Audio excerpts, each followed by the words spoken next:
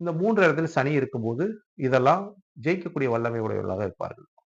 அப்ப சனி பகவான் உங்களுக்கு வந்து 6ஆம் இடத்து ராசிக்கு 6ஆம் இடம். அதாவது குருவோட வீட்டில். குரு எதிரி. எதிரியோட வீட்டில் நம்ம நண்பர் போய் உட்கார்ந்துட்டார்.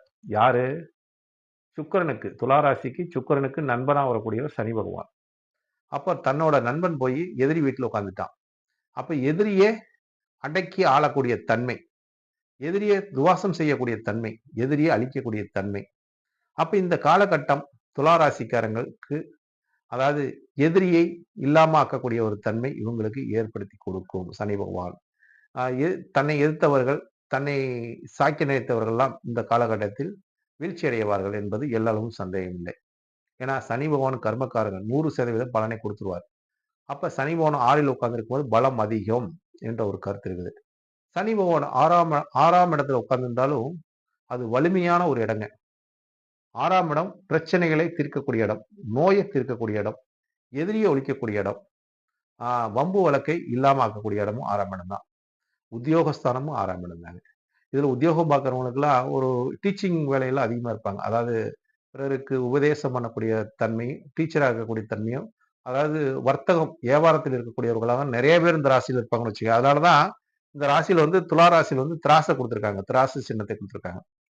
அப்ப வியாபாரம் பண்ண முடிவுலாம் இருப்பாங்க. இவங்களுக்கெல்லாம் இந்த காலகட்டங்கள் கொஞ்சம் சிறப்பா இருக்கும். தொழில் நிலையும் கொஞ்சம் நல்லா இருக்கும். ஏன்னு கேட்டா, சனி பகவான் 6ல இருக்கார். அவரு பார்க்கக்கூடிய பார்வை எங்கெங்க விழுகுதுன்னு பார்த்தீங்கன்னா, 8ஆம் இடத்துக்கும், 12ஆம் இடத்துக்கும், 3ஆம் இடத்துக்கும். இந்த 3 பார்வையும் சிறப்பான பார்வைங்க. ஏன்னா சனி பகவான் பார்க்குற இடம் சிறப்பு இல்லைங்க. 8ஆம் இடத்த பார்த்தா நமக்கு அவமானம் இல்லாத பண்ணிருவார். நமக்கு வரக்கூடிய இன்னல்களை அவர் தடுத்துருவார். நமக்கு வரக்கூடிய இன்னல்கள்லாம் தேவையில்லாத பிரச்சனைகள், தேவையில்லாத வைப்ரேஷன், நமக்கு ஏதாச்சும் செய்வினை செய்றவங்க, நமக்கு ஏதாச்சும் துரோகம் செய்றவங்களெல்லாம் சனி பகவான் பார்த்துக்குவார். அப்படிங்கிறது 8ஆம் இடம் அஷ்டமஸ்தானம்.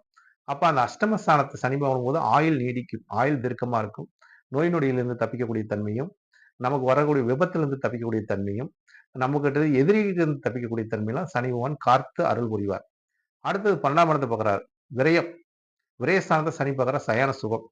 அப்ப நமக்கு விரயத்த குறைச்சிருவார். நமக்கு மிச்சப்படுத்தி குடுப்பார். ஏன்னா சனி ஒரு அது வந்து செலவு பண்ணாத கிரகம். சுக்கிரன்லாம் செலவு பண்ணுவாரு.